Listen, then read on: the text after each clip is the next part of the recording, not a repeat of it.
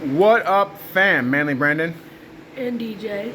And today, after a pain in the ass of opening these things, we got some salted caramel wafer rolls. Now, usually you get these in their chocolate or vanilla, but these are a fall edition, so give it a little smell. Oh, wow, that is very good. Yeah, they're very, very caramelly, so. If I could grab one. Yep.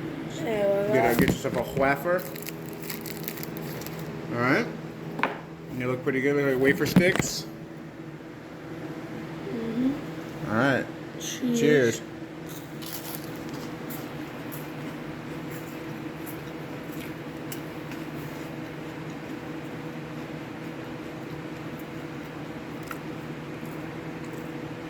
It's pretty good.